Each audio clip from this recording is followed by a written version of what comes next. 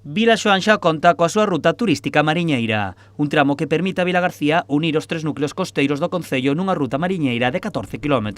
Esta ruta de turismo mariñeiro en Vilaxoán que a vez o que fai é completar unha ruta de turismo mariñeiro que abarca os 14 km del litoral vilagarcián aunando os tres núcleos urbanos. Como sabedes, o ano pasado presentamos a ruta de turismo mariñeiro de Carril e agora o noso obxectivo vese cumplido, como os comentábamos o ano pasado, de poder completar todo o litoral.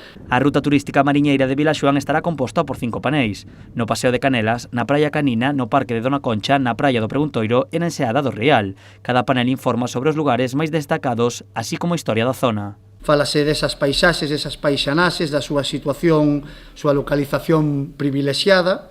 Tamén fala da Coral, do San Martín, de Pantera, cousas tan arraigadas, etnografía a pé de rúa, cousas tan arraigadas e tan importantes como tamén o Vilaxoán Canta, as embarcacións mariñeiras, o Entroido Enterro da Sardiña, os Revenidas, ahora sí, como festival tan importante de música que sitúa a Vilaxoán de Arousa a nivel galego, nacional e internacional.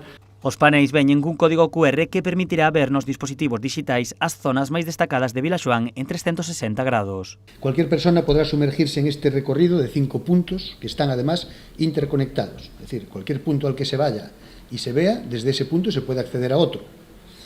Lo mismo en el ordenador desde cualquier punto. Gracias a este conjunto de fotografías panorámicas en 360 grados se puede descubrir desde cualquier parte del mundo las zonas de mayor interés turístico y su historia. Este é o caso de Vilaxoán, desde calquer parte do mundo, calquer persoa.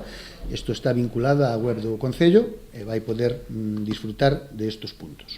Os paneis xa están dispoñibles, pero os códigos QR entrarán en funcionamento nas vindeiras datas.